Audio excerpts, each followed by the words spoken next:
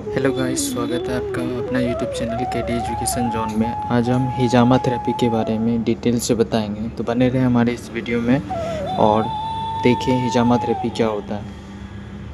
हिजामा दोस्तों ये इलाज का एक ऐसा तरीका होता है जिसके जरिए त्वचा, बाल और शरीर से जुड़ी कई सारी बीमारियों को ठीक करने का दावा किया जाता है। लेकिन क्या ये सच में काम करता है? इसे कराने के क्या क्या फायदे, क्या नुकसान हो सकते हैं? हिजामा कब, कैसे और शरीर के किन किन अंगों पे कराना चाहिए? किन लोगों को हिजामा कराना चाहिए और किसे नहीं कराना चाहिए? और इसे कराते वक्त कौन कौन सी बातों का ख्याल रखना चाहिए? इन सारी बातों के बारे में आज की इस वीडियो में हम बात करेंगे।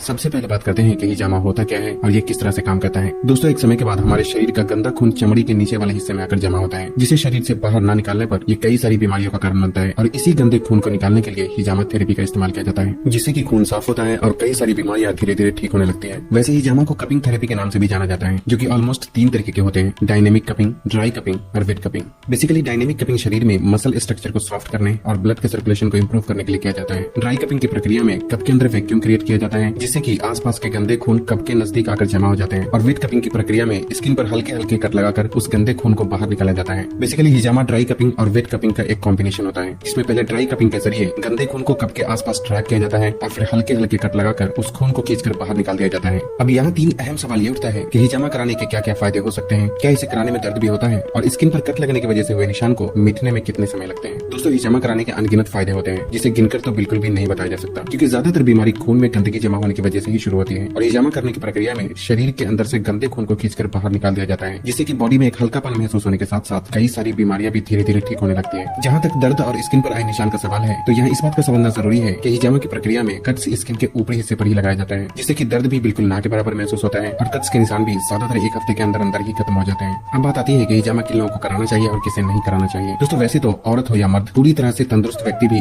बॉडी को डिटॉक्स करने के लिए हिजामा करा सकते हैं, क्योंकि वक्त के साथ साथ हर किसी के खून में गंदगी जमा हो ही जाती है, जो कि बाद में कई तरह की बीमारी का कारण बन सकती है। लेकिन खासकर जिन लोगों में स्किन से जुड़ी प्रॉब्लम जैसे कि एक्ने, पिंपल्स, एक्जिमा, सोराइसिस, बालों का झड़ना या गिरना, लीवर से जुड़ी problem, high blood pressure, high cholesterol, arthritis यानी जोड़ों का दर्द, माइग्रेन, बार बार होने वाला सर दर्द, हार्मोनल प्रॉब्लम जैसे कि थायराइड, पीसीओडी, मोटापा, सेक्सुअल प्रॉब्लम, बार बार सर्दी जुकाम होना, अस्थमा, इनफर्टिलिटी यानी औरतों और मर्दों में औलाद न होने की समस्या, कमजोर पाचन और इम्यूनिटी पावर को बढ़ाने के लिए भी हिजामा करवाना एक बहुत ही बेहतर ऑप्शन हो सकता है। लेकिन ध्यान रखें कि जिन लोगों को बुखार, डायबिटीज, एपिलेप्सी और लो ब्लड प्रेशर की प्रॉब्लम है, या जो लोग खून पतला होने की दवा का इस्तेमाल करते हैं, तो उन्हें बिना डॉक्टर की सलाह के हिजामा नहीं करवाना चाहिए, क्योंकि इस सिचुएशन में बहुत ही एहतियात की जरूरत होती है। इसलिए ऐसे में हिजामा करवाने से फायदे के बजाय नुकसान भी हो सकता है। हालांकि आप हिजामा करने वाले से भी ये बात पूछ सकते हैं। यहाँ एक सवाल ये भी उठता है कि कितनी उम्र के लोगों को हिजामा करवाना चाहिए। दोस्तों वैसे तो हिजामा करवाने के लिए कोई खास उम्र मुकर्रर नहीं है, क्योंकि ये व्यक्ति के फिजिकल सिचुएशन पर डिपेंड करता है। लेकिन फिर भी 12 साल से कम और 50 साल से उम्र के ज्यादा लोगों को हिजामा नहीं करवाना चाहिए, या फिर अगर कराते भी हैं तो कोई माहिर हिजामा थेरेपिस्ट की सलाह जरूर लेना चाहिए।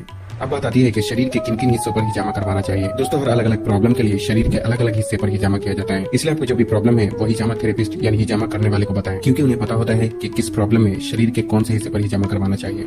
अब बात आती है कि कब करना चाहिए। दोस्तों वैसे तो हिजामा कभी भी कराया जा सकता है, लेकिन सोमवार, मंगल और जुमेरात के दिन को हिजामा कराना सुन्नत तरीका माना जाता है। सबसे पहले ये समझना जरूरी है कि अभी के टाइम में जिन लोगों को हिजामा का हा भी नहीं आता, वो भी पैसे बनाने के लिए दुकान खोलकर बैठे हैं। लेकिन आपको हमेशा ही उनसे हिजामा कराना चाहिए जिनके पास हिजामा करने का अच्छा खासा एक्सपीरियंस होने के साथ साथ वो इस फील्ड में माहिर हो। दूसरा ये कि हिजामा करने से पहले आपके मन में जो भी सवाल हो वो हिजामा करने वाले से जरूर पूछें, और साथ ही अपनी मेडिकल हिस्ट्री भी अपने हिजामा थेरेपिस्ट को जरूर बताना चाहिए। और तीसरी बात ये कि आपको वहाँ हिजामा कराना चाहिए जहाँ साफ सफाई का खास ख्याल रखा जाता हो, और स्किन पर कट लगाने के लिए हमेशा ही नए ब्लेड का इस्तेमाल किया जाता हो, क्योंकि पहले से किसी और पर इस्तेमाल किए गए ब्लेड का दोबारा इस्तेमाल करने से ये फायदे के बजाय नुकसान पहुंचा सकता है। दोस्तों कुछ बातों का हिजामा करने के बाद भी ख्याल रखना बहुत जरूरी होता है, जिसमें हिजामा कराने के बाद कम से कम 24 घंटे तक कट लगाई गई जगह को पानी के संपर्क में आने से बचाना चाहिए, और साथ ही कम से कम 24 घंटे तक एक्सरसाइज, धूप में निकलना और ऐसा कोई भी काम नहीं करना चाहिए जिससे कि पसीना निकले, क्योंकि स्किन पे लगाए गए कट्स ताजे होने की वजह से पसीने में मौजूद बैक्टीरिया नुकसान पहुंचा सकता है। साथ ही खाने में 2-3 दिन मिल्क प्रोडक्ट और नॉन वेज से परहेज करना चाहिए, ताकि स्किन पे लगाए गए कट्स जल्दी हील हो सके। लेकिन 2 से 3 दिन के बाद आप सब कुछ पहले की तरह कर सकते हैं, और अगर आप चाहे तो एहतियातन ये सारी बातों के बारे में हिजामा करने वाले से भी पूछ सकते हैं। दोस्तों इस वीडियो के पार्ट 1 में मैंने ये बताया था कि शरीर के अंदर जमी गंदगी को किस तरीके से साफ किया जा सकता है, इसलिए उस वीडियो को भी जरूर देखें, लिंक आपको डिस्क्रिप्शन में मिल जाएगी। बस आज के लिए इतना ही। अगर वीडियो पसंद आई हो तो इसे लाइक और शेयर करने के साथ साथ चैनल को सब्सक्राइब करना भी ना भूलें, और तब तक के लिए अपना ख्याल रखें। अल्लाह हाफिज।